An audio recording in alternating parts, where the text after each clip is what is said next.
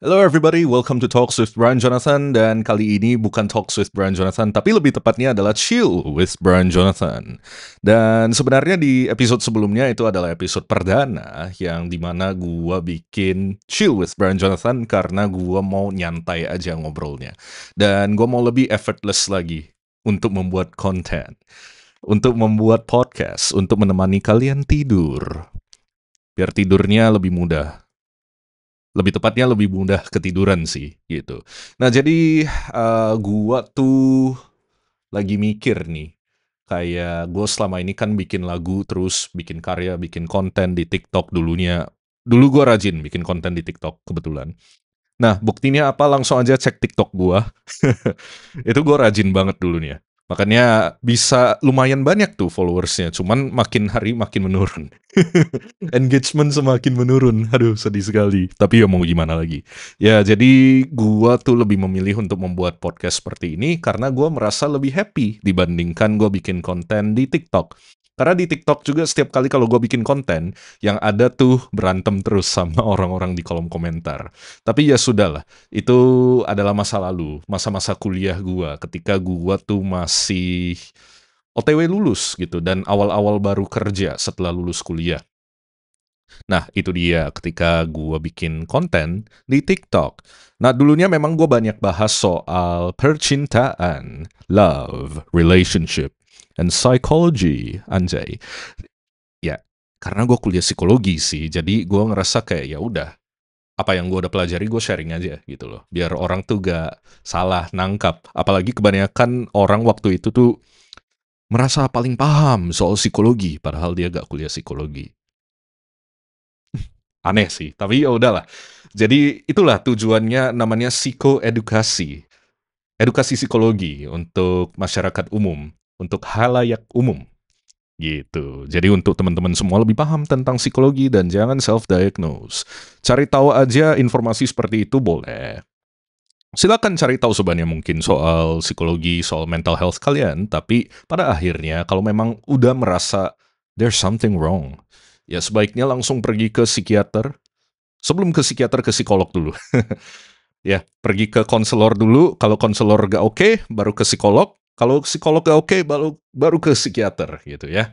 Jadi ada tahapannya gitu. Nah, untuk membedakan itu apa aja bedanya, gue sebenarnya udah banyak ngomong soal ini di TikTok dan gue yakin banyak banget orang di luar sana udah ngomongin hal yang sama. Konselor itu biasanya nanganin kasus sehari-hari. Ya kasus sehari-hari itu seperti apa? Masalah stres, stres yang masih ringan gitu ya. Atau masalah dalam hidup yang kayak gue udah bingung mau ngobrol sama siapa, ya boleh ke konselor.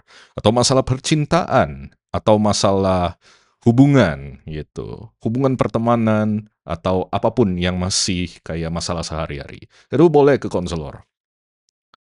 Itu masih ringan gitu ya. Tapi kalau kalian udah merasa masalahnya udah semakin berat dan ditambah kenapa rasanya kayak ada gejala-gejala tertentu. Nah, jangan self-diagnose dulu. Coba ke psikolog dulu untuk mastiin apakah itu benar gitu yang kamu alamin itu. Nah, ketika di psikolog yang dihadapi itu adalah orang-orang yang memang dugaannya ada gangguan gitu. Jadi misalnya kalau kamu ngerasa kayak, ada yang nggak beres nih dalam diri gue. Kenapa gue stresnya lama banget? Kenapa gue sedihnya sampai berminggu-minggu? Kenapa gue mood swingnya ngeri? Kayak berapa menit yang lalu happy, berapa menit kemudian tiba-tiba nangis.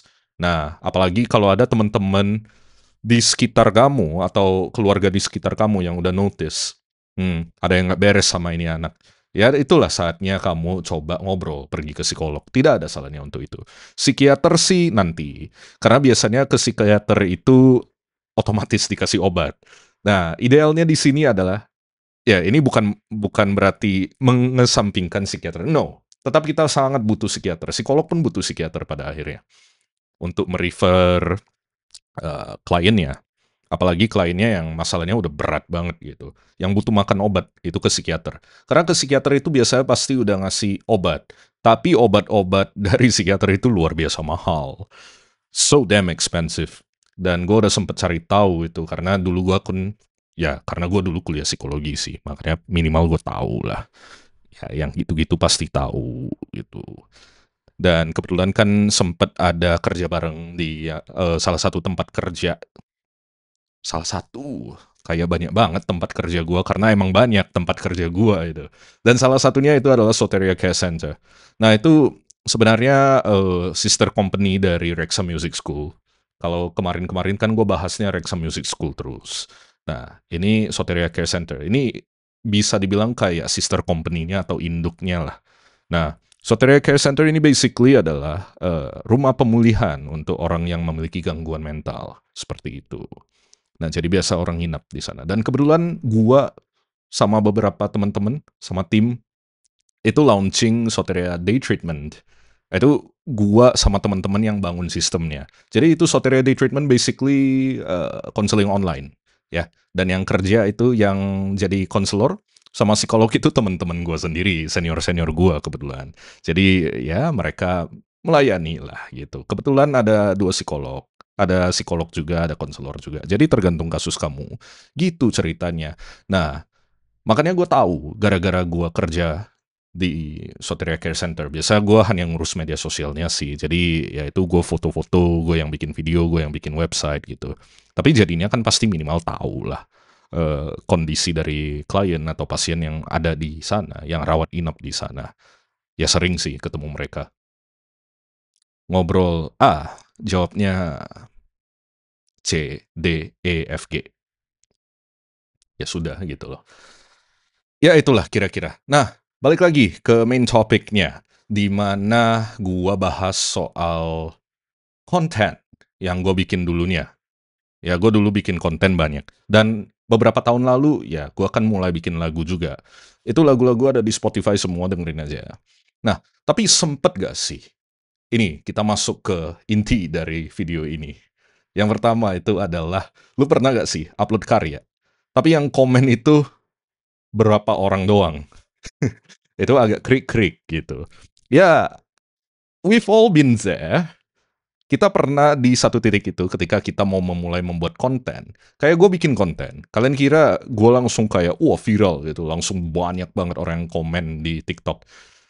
Ya, itu pasti dimulai dengan bikin konten yang krik-krik. Dan sekarang gue balik lagi menjadi konten yang krik-krik gitu loh. Ya gue yakin ini episode juga gak bakal tiba-tiba meledak besok gitu. Yang penting konsisten.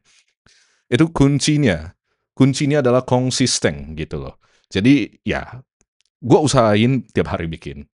Biar bikin kalian cepet tidur. Buat kalian yang mau tidur.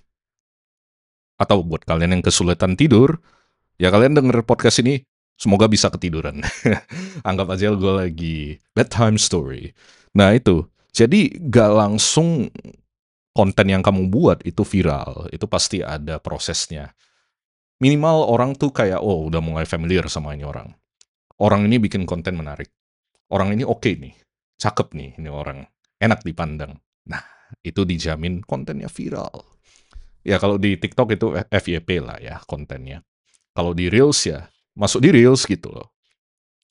Nah, jadi sebenarnya kalau kalian mulai bikin karya, itu pasti dimulai dengan sedikit orang yang melihat konten kalian. Ya itu gak apa-apa. Dan kalau kalian notice, ketika kalian bikin konten itu malah bukan teman dekat kalian. Bukan teman-teman kamu bahkan gitu loh. Tapi orang random. Kayak gue, misalnya gue bikin konten akhirnya di Instagram, atau gue bikin lagu gitu, atau bikin hal-hal yang sejenisnya. Yang malah banyak ngehebohin DM gue, ataupun komentar gue, kolom komentar. Ya, itu adalah teman-teman yang gue gak kenal. Ya, bisa dibilang audience lah ya, penonton. Yang gue gak pernah ketemu, yang follow gue aja.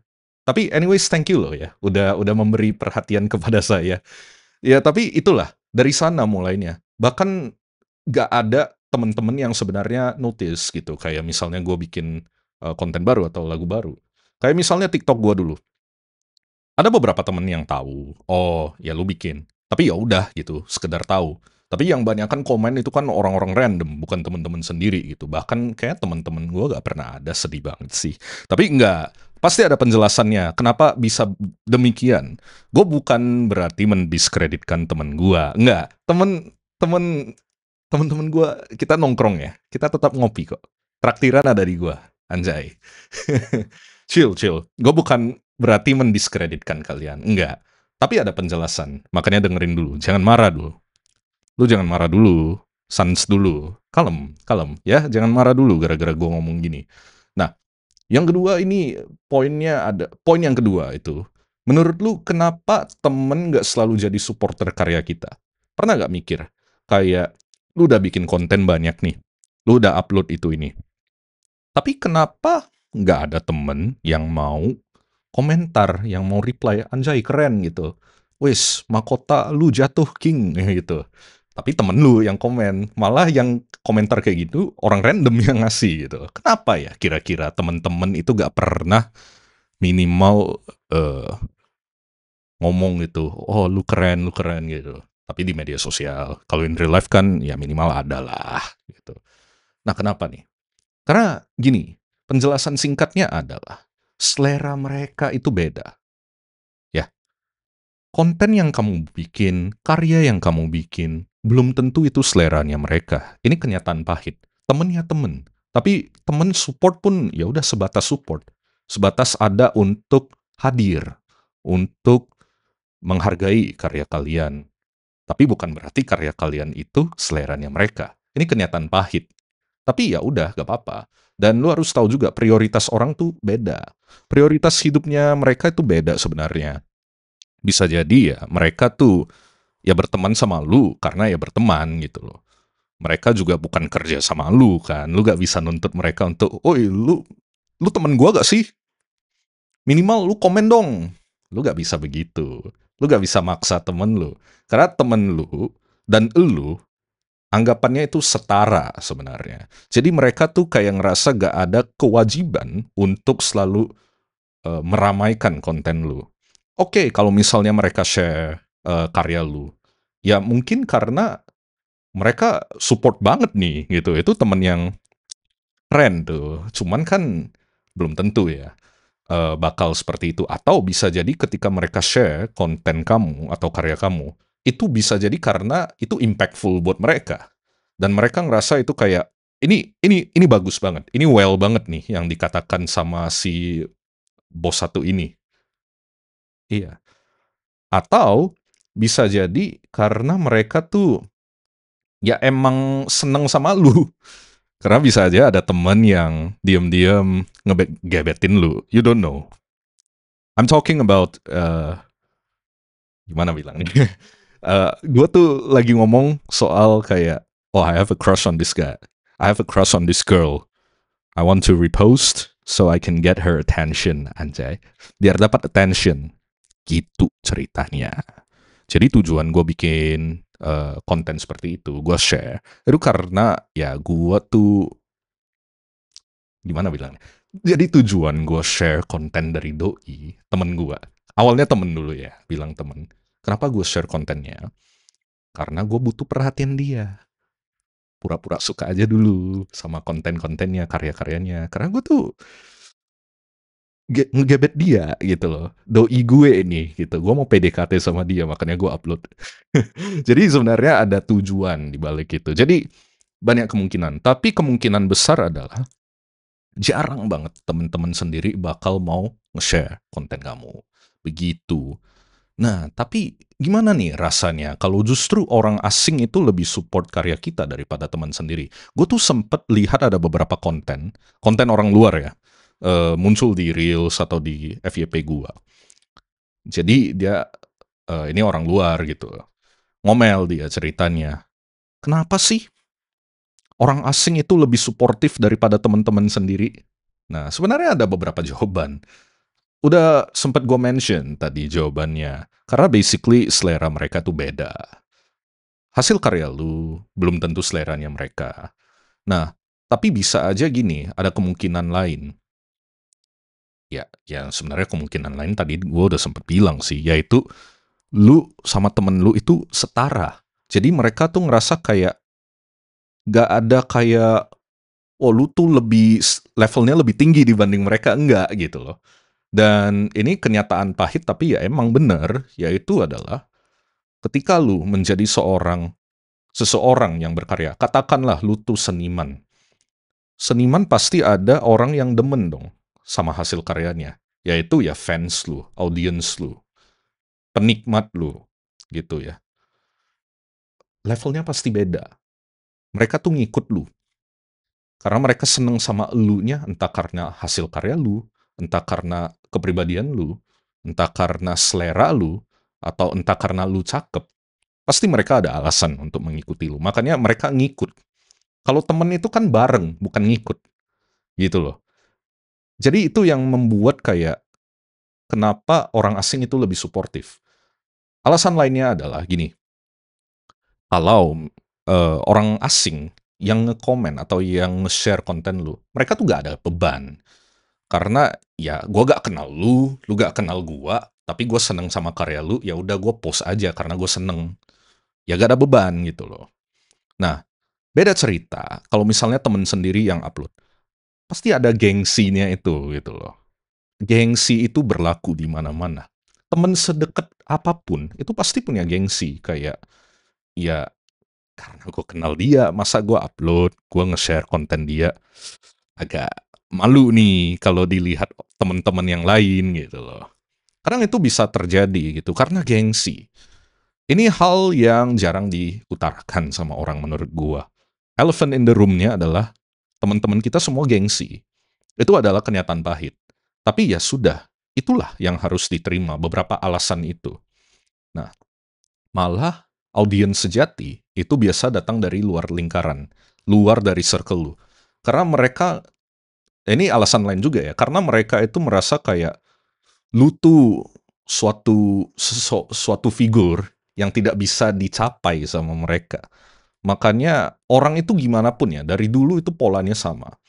Orang itu suka memuja hal yang mereka gak bisa capai.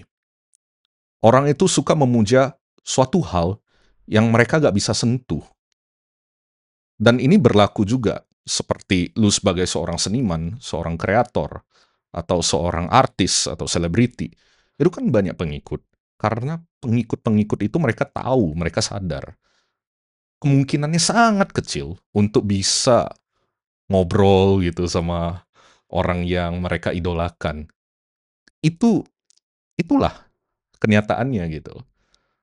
Mereka itu lebih mudah untuk memuja. Ya, mereka punya kebutuhan untuk memuja suatu hal yang mereka gak bisa sentuh, gak bisa dekat sama hal itu. I hope you understand what I mean. Ya, karena ya itu adalah suatu kenyataan yang jarang diutarakan sama orang secara gamblang, gitu ya. The elephant in the room adalah ini. There you go. Itu dia. Dan gue tuh ngomong ini dan gue menyadari kalau gue ngomong ini dan itu agak riskan sih untuk gue. Tapi ya sudah, gak apa-apa. Tiba-tiba nanti ke depannya ketika orang nonton video ini balik, tiba-tiba diklip nih. Dan ini dijadikan sebagai skandal gitu ya. Dibilangnya gue merendahkan fans. Ya lu jangan sembarangan nih gitu loh. Lu jangan sembarang-sembarang nih motong-motong klip gue aja. Pahami dulu konteks dari apa yang gue obrolin, baru ngejudge gue. Kalau belum ngerti konteksnya gue, asal potong-potong video gue, ya bakal aneh, bakal nuduh-nuduh gue sebagai orang yang tidak menghargai fans. Ya gitu. Ya jadi awas lu ya. Ini konteksnya gue bukan merendahkan, tapi ya gue hanya mengungkapkan elephant in the room-nya yang orang jarang utarakan.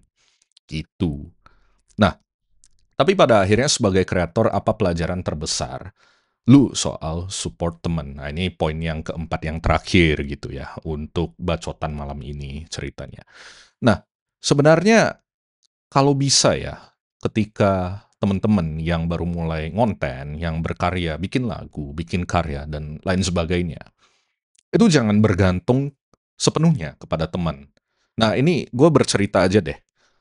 Gue berapa bulan lalu ngadain showcase Symphony of Souls, ya, itu bersama tim. Ada Kareksa, Reksa Buyung, ada Raihan Lesmana. Kebetulan kami itu event produsernya. Nah, dan yang menyelenggarakan itu Minerva Collective. Sorry, bukan Minerva Collective, House of Minerva, ya. Jadi apa bedanya antara kedua itu entar cari tahu sendiri aja. Gue belum mau cerita itu. Sebenarnya bisa aja, cuman kepanjangan nanti jadi kemana-mana. Jadi diselenggarakan oleh House of Minerva. Event produsernya gue, Raihan Lesmana, dan Reksa Buyung. Oke, itu diadain di Bandung ceritanya. Pada hari Sabtu tanggal 26 Juli 2025. Wah, gue sampai hafal tanggalnya. Karena ya gue cukup stres ketika mempersiapkan event satu ini.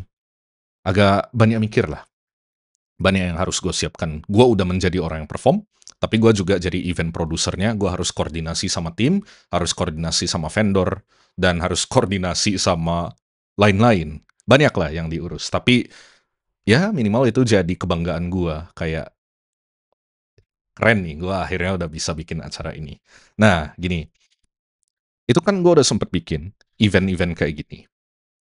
Gue juga sempet ngadain event Soteria Day Treatment, yang dimana ngundang ada Hana Kamila, itu Kak Hana itu adalah psikolog.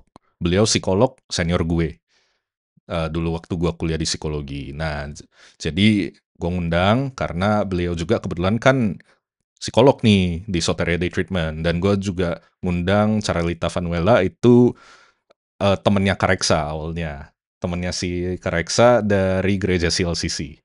Nah, jadi beliau ini kayak community leader-nya di CLCC gitu, tapi suka sharing-sharing gitu. Kebetulan di media sosialnya juga. Gue lihat di Instagram-nya juga suka sharing. Suka bikin konten lah ceritanya. Nah, gue ngundang untuk acara Soteria Day Treatment. Gue bilang SDT aja lah, repot banget. Ngomong Soteria Day Treatment panjang banget. SDT lah gitu gampangnya. Nah, jadi di event SDT ini mereka yang jadi pembicara. Yang diundang memang gue awalnya ngundang ke teman-teman gitu. Tapi gue menyadari juga belum tentu teman-teman semua pada mau nonton. Mungkin karena sibuk. Tadinya gue masih mikir mungkin karena sibuk atau jadwalnya gak pas. Gue udah ngundang nih teman-teman gue. Nah, tapi gue coba ngiklan. Gue belajar Instagram Ads juga nih. Jadi gue ngiklannya di Instagram dan di Facebook. Anjay, multi talented banget ya gue. Semua pun gue pelajari. Ya itulah. Jadi malah yang dari ads itu lumayan banyak yang hadir. Dan malah kayaknya lebih oke kalau dari ads gitu. Tapi ya long story short-nya adalah yang hadir cukup banyak, 30-an. Tapi untuk tempat yang cukup untuk itu. Kebetulan ngadainnya di Drizzle Coffee yang tuh Bagus Ismail di Bandung. Itu, promosi Drizzle nih. Kopinya enak. Nah, dari sana gue udah mulai menyadari ada pola. Kayak kita gak bisa ngandalin teman. Gak bisa terus-menerus ngandalin temen. Itu kan gue udah belajar satu hal itu. Kemudian di showcase gue ngundang lagi teman-teman gue. Memang teman-teman gue pada nanya mulu, Bray, Joe, Bray Joe, Brian Jonathan, kapan perform lagi? Ya ada deh, ntar lah gue undang. Ya pada nanya gitu loh. Ya udah, gue ngasih undangan. Gue bikin undangannya satu-satu, gue ketik tuh. Noh, datang ya di tanggal ini gitu. Tapi ya memang belum tentu semua pada bisa datang karena jadwalnya bentrok. Tapi ada juga yang ya pada datang gitu. Ada bahkan yang super niat gitu datangnya dari Jakarta, yaitu Dokter Damian Hamzah, mentor gue. Si dokter itu keren emang. Dia dari Jakarta datang naik Wush demi untuk nonton, habis itu balik lagi ke Jakarta. Gokil juga itu orang. Nah, jadi itu ngundang temen oke untuk awal-awal doang. Tapi setelah itu gue tuh sempat diskusi lagi sama si Kareksa. Kareksa sempat ada ngobrol sih sama ada salah satu gestarnya namanya DeLoreans. Nah, si DeLoreans ini Jolly sih ya, nama aslinya BTW. Nah, si Jolly ini sempat ada ngomong ke si Kareksa. Kelihatannya temen-temennya semua yang datang ya, si Brian sama si Raihan, kayak gitu loh. Si Brian itu ngundangnya teman-teman semua ya. Nah, sedangkan si Jolly ini memang karena lagunya udah viral, makanya bahkan ada fans benerannya pada datang. Dan fansnya itu beberapa ada nanya ke gua malah, Kak, DeLorean sudah perform belum? Dikira gua kru gitu. Tapi ya emang gua kru, tapi kru dan artis pada yang saat bersamaan. Tapi nanya ke gua. Karena entah karena gua pakai badge atau apa gitu, gua lupa lah waktu itu kenapa. Nggak tahu, mereka tiba-tiba nanya aja ke gua. Gua bilang, ah ya, sayang banget. Si DeLorean sudah beres nih performance-nya. Oh, ya gitu ya Kak. Ya udahlah, pulang lah ya. Nah, nggak nonton gua sih, tapi ya udah nggak apa-apa gitu loh. Gue juga gak terlalu expect, maksudnya orang untuk nonton gua banget gitu. Nah, dari sana komentarnya dari si Jolly ke Kareksa, gua jadi kayak mikir, bener juga. Kita masa ngundang temen mulu tiap kali ada showcase. Nah, dari sana gue mikir, ambil lagi dari cerita yang SDT yang ngadain event. Ya kali ngundang teman-teman lagi. Acara showcase, ya kali ngundang teman-teman lagi kalau mau ada event. Dari sana, Kak Reksa langsung ngomong, Bray, nggak bisa kayak gitu terus. Lu harus nyadar, teman-teman lu juga belum tentu seleranya musik lu. Musik lu belum tentu seleranya mereka. Lu gak bisa maksain mereka terus untuk datang. Gue mikir lagi bener juga. Nah itulah gara-gara obrolan si Kareksa ini makanya gue bikin episode ini. Itu ceritanya. Jadi itu, itulah itu. Makanya dari sana gue langsung mikir, kita ke depannya nggak bisa ngandalin teman-teman terus. Gue hargai teman-teman, dalam arti gini, bukan berarti gue selalu bakal ngundang. Tapi gue menyadari kalau belum tentu mereka datang karena suka sama karya gue. Mereka datang gue karena respect gue sebagai temen. Sedangkan tujuan gue tuh udah beda. Ya, Kareksa sempat ada ngomongin gue gitu loh. Tujuan kita udah gak bisa kayak gitu. Tujuan kita adalah bikin karya agar orang-orang yang suka sama karya kita yang datang untuk nonton. Bukan temen-temen yang datang hanya sekedar karena menghargai lu atau respect sama lu atau gak enakan sama lu. Gak bisa kayak gitu. Ya kita jujur-jujuran aja. Teman-teman mau sampai kapan lah nonton terus gitu, itu satu. Kedua, ya temen lu itu lagi, masa mereka lagi yang nonton. Maksudnya lu juga gak bisa memaksakan mereka untuk nonton lu terus-menerus kan. Kan ada kalanya, misalnya lu perform di luar kota, misalnya di Yogyakarta gitu. Kan nggak mungkin tiba-tiba lu kasih tiket ke teman-teman yang di Bandung untuk pergi ke Yogyakarta. Kebetulan gue gak punya temen sih di Yogyakarta. Dan itu bukan base campnya gue. Jadi kayak, ya gue gak punya kenalan di Yogyakarta. Ya ambil itu sebagai contoh. Lu gak bisa ngandalin itu. Makanya ini tujuannya adalah lu harus bikin konten sebanyak mungkin untuk membangun audiens lu sendiri. Wah, betul juga lecture dari si Bapak Reksa satu ini. Ngomongannya bener juga. Gue langsung mikir, iya juga ya. Wah, itulah alasan kenapa gue bacot untuk konten podcast. Chill with Brian Jonathan basically adalah tujuan untuk promosi, anjay. Ya, it's up to you kalau kalian ngerasa kayak, ah ini orang promosi mulu. Ya bebas sih sebenarnya. Tapi kan gue tinggal ngomong, namanya chill. Jadi nyantai dong. Gue bisa ngomongin apapun yang gue pengen ngomongin. Dengan catatan, gue jangan nyinggung perasaan orang aja. Gue hanya menyatakan gitu loh.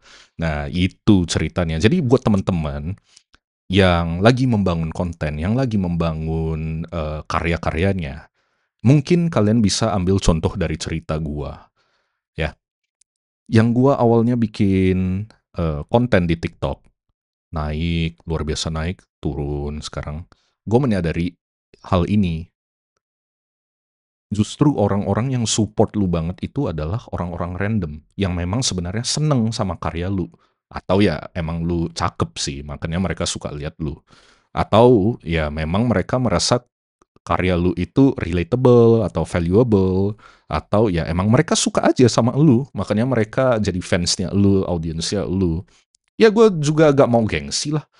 Gue juga ngefans sama beberapa orang yang mungkin kalian bilang, oh gue gak kenal sih, kayak orang ini gak terkenal, gitu. Ya gue gak apa-apa, gue bilang, ya emang gue ngefans, karena gue suka karyanya mereka, gitu loh. Gak usah gengsi, gitu loh.